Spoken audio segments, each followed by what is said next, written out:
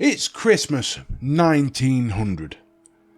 The wind howled across the North Atlantic and the seas crashed violently against the jagged cliffs of Flannan Isles. These desolate rocks, known to sailors as the Seven Hunters, were uninhabited save for one beacon of civilization, a lighthouse. But on this stormy Christmas Eve, sounds like a Charles Dickens novel, on this stormy Christmas Eve, a relief crew arrived to find the lighthouse eerily silent, its keepers gone, without a trace. What happened on this remote island where no one could hear their cries for help? Welcome to Code Unknown, listeners. This is the podcast where we delve into the mysteries that leave us scratching our heads and asking, here, what happened? I'm Mike, your host, and today we're heading to the far-flung Flannan Isles to uncover the chilling mystery of the missing lighthouse keepers. Let's dive in. First, let's set the stage. The Flannan Isles are located in the Outer Hebrides, off Scotland's west coast. They're barren, windswept, and completely uninhabited except for a lighthouse built in 1899. This lighthouse was a lifeline for sailors, warning them of the treacherous rocks below. 3 men were assigned to keep it running at all times. Thomas Marshall, the principal keeper, James Ducat, his second in command, and Donald MacArthur, an occasional keeper filling in for the regular assistant. Their job wasn't glamorous. Isolated for weeks on end, they battled fierce storms, limited supplies, and the ever-present loneliness of life on the edge of the world. But they were experienced men. They knew the risks and routine of their post. So, when the lighthouse fell silent in December 1900, something had clearly gone wrong. Now, let's move on to the discovery. On December 26th, Boxing Day, of course, the lighthouse supply ship Hesperus arrived at Eileen Moor, the main island in the Flannan Isles. This was a routine visit to deliver supplies and rotate shifts. But something felt off immediately. The lighthouse wasn't operating. Its light, crucial for guiding ships, had gone out. The crew on the Hesperus sounded their horn and fired flares to signal the keepers, but there was no response. When the relief keeper Joseph Moore went ashore, the mystery only deepened. He found the lighthouse eerily deserted, the gates were closed, and the beds were unmade. And half-eaten meals sat untouched on the table, as if the 3 men had vanished into thin air. Further investigation revealed even stranger clues. A clock inside the lighthouse had stopped. 2 sets of oilskins, essential gear for harsh weather, were missing, but 1 were left behind, suggesting 1 man had left without proper protection. And the most chilling clue of all? There was no sign of a struggle, no bodies, and no indication of where the men had gone. The official logbook would provide some answers, but also raise more questions. The log entries recovered from the lighthouse cover the days leading up to the men's disappearance. And here, my dear listeners, is where things get strange. On December 12th, Thomas Marshall wrote about severe weather conditions, describing a storm of exceptional intensity.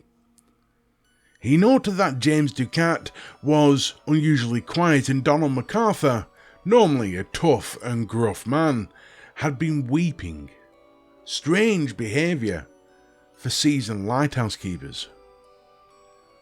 The very next day, the log described the storm worsening, with waves so high they reached the lighthouse itself, something completely unheard of. Yet, there was no record of a storm in the surrounding area during this time. The seas were apparently calm. Then, the final entry. On December 15th, the entry simply read, "Storm ended, sea calm, God is over all." Those three statements, storm ended, sea calm, God is over all, were the last things to ever be seen or heard of the three men. A mystery that still confuses people to this very day. Now, let's dive into the theories, because this is where things get truly bizarre. Over the years, investigators, historians, and amateur sleuths have proposed countless explanations for what happened to the three keepers. Let's break them down. First off is the official theory. Authorities concluded that the three men were swept away by a freak wave while attempting to secure equipment outside during the storm. This theory is supported by damage to the western landing platform, which showed signs of heavy flooding. But there are holes in this story. Why would all three men leave the lighthouse at once? Protocol dictated that at least one keeper stay inside at all times. And what about the oilskins? One man didn't even bother to put his on, suggesting he left in a hurry or was forcibly taken. Next, we move on to the, paranormal theories. Some locals believe the men were victims of supernatural forces. The Flannan Isles have long been steeped in folklore.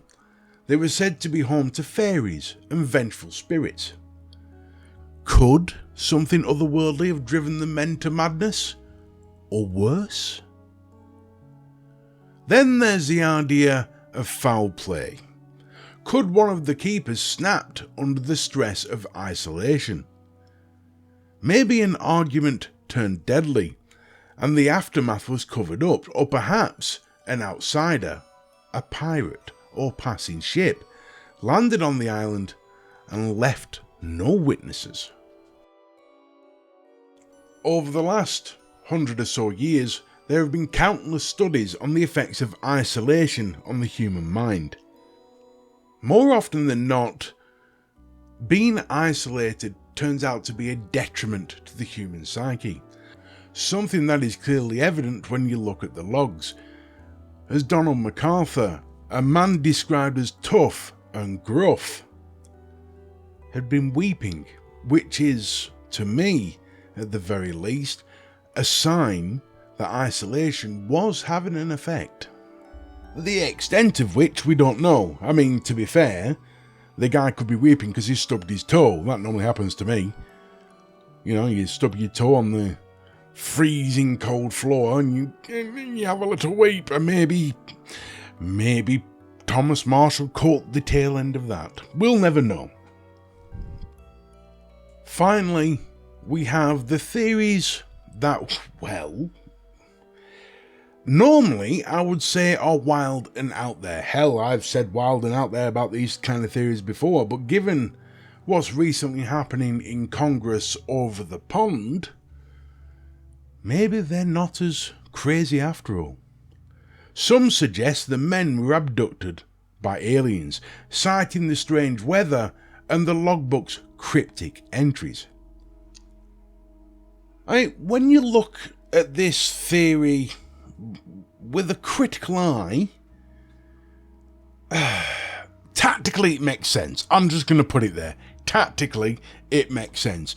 You're an alien called Bob, and you fly down in your little whirly bird, and you need to pick up some people to find out what these humans are really like, but you can't be seen.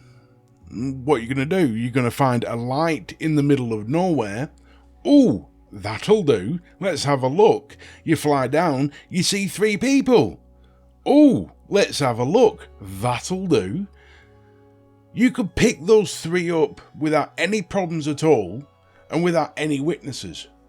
I mean, it's made for an alien encounter, that whole scenario. Lighthouse, middle of nowhere, weird weather. Come on. Even you've got to be a little bit... Alright, okay, fine. It's weird. It's done. Back to reality. A fair few others think that the 3 men simply staged their disappearance to escape their isolated, grueling lives. The problem is that there is zero evidence to support these claims, and every piece of evidence that gets brought up just ends up leading to even more questions. Whatever the cause, the disappearance of the 3 keepers left a profound impact on their families and the lighthouse community. The 3 men were declared dead, but no bodies were ever recovered, leaving loved ones, just like the rest of us, with more questions than answers. So, after all this, the only question left that really matters is what really happened to Thomas Marshall, James Ducat, and Donald MacArthur on that lonely island nearly 124 years ago. Were they swept away by a monstrous wave? Driven to madness by the elements? Or something darker? We may never know. But the Flannan Isles Lighthouse mystery remains one of the most haunting unsolved cases in human history. And there, my listeners, is where I end this story. What are your thoughts on this? Get in the comment section and let me know. Thank you as always for listening. Until next time, always remember, every mystery has a clue, every clue tells a story, and every story is waiting for you to uncover it.